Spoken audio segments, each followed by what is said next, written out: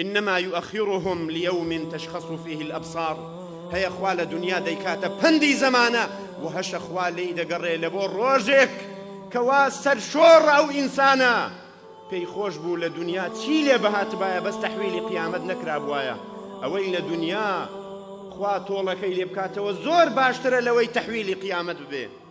مهطعين مقنعي رؤوسهم لا يرتد إليهم طرفهم وأفئدتهم هواء وأنذر الناس يوم يأتيهم العذاب فيقول الذين ظلموا إن جاك واخوان دبين وسرشور زليل حقير فقير بكسو رسوا ورورش للروجي قيامت للرحم خوا ببش للروجي قيامت إن جا هاواردكن فيقول الذين ظلموا أواني ظلميان كردوا لهر شتێک لە هەر شوێنێک بن بۆیە ئینسان هەوڵ بەدا گردن ئازایی ئەگەر غەدری کردووە لە کەسێک زوو مراجعە بکە زوو تەوبە بکە بۆ ئەوەی ڕیسوانە بێ لە دنیا و لە قیامەت چونکە پەشیمان بوونەوەی قیامەت بەکەڵک نایە. هەموو زاڵمەکان لە قیامەت پەشیمان دەبنەوە.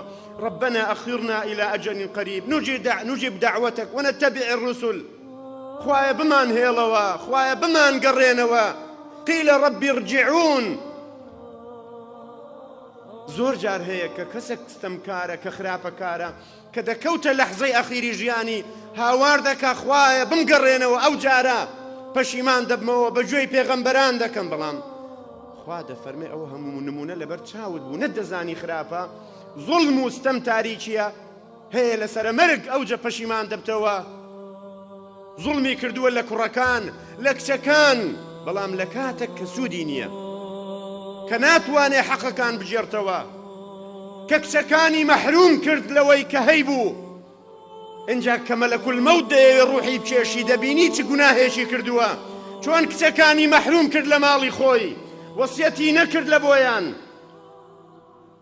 ئەو کات پەشیمان دەبتەوە دەڵێتە مەلایکەتەکان بەس مۆڵەتم بدەن لۆ ئەوەی ئەو غەدرە ڕاستکەمەوە تازە ڕۆیی. فیرعەون کە مەلەکول مەوت ویستی ڕوحی بچێشی هاواری کرد خوایە ئیمانم هێنا بە تۆ ئامەنت بڕەبی هاڕونە و موسا. بەڵام الآن وقد عصيت. ئێستا ڕۆی تازە نەما بۆیە با لەسەرە مەرگ بە ئیسراحەت بمرین. با نەڵێین ئۆخ با نەڵێین ئۆف ئاخ ئەوانە دوا دادی نییە و سوودی نییە. ئێستا کە قورئان نمونەمان پێ پیشان دەدا ربنا أخرنا إلى أجل قريب نجيب دعوتك ونتبع الرسل أولم تكونوا أقسمتم ما لكم من زوال وسكنتم في مساكن الذين ظلموا أنفسهم وتبين لكم كيف فعلنا بهم وضربنا لكم الأمثال. نتان بيني بچاوي خوتان ستمكاران چيان بسرهات شوێنەواریان بەجێمە. ئێمە خۆمان زۆر چاک هەستی پێ دەکەین وەکو ئەهلی عێراق و وەکو میلەتی کوردیش کە چۆن خوا ئەو نیزامە دیکتاتۆرەی لە کۆڵ ئێمە کردەوە و خانوو بەرە و سەروەت و سامانیمان بینی چۆن بەبادرا و بەتاڵان برا و کەس نەبووە خزم و دۆستیان و نە ئەرز و نە ئاسمان بۆیان نەگریا نە کەسیش ڕەحمی پێیان کرد. ئەوە میثالە ئەوە نمونەیە. ئێمە زۆر چاک لەوانە تێدەگەین کە لە شوێنی تر ڕوودەدا ئێمە زۆر جوان لەبەر چاومانە بەڵام ئایا دەرسی لێ وەردەگرین ئەوە لە لای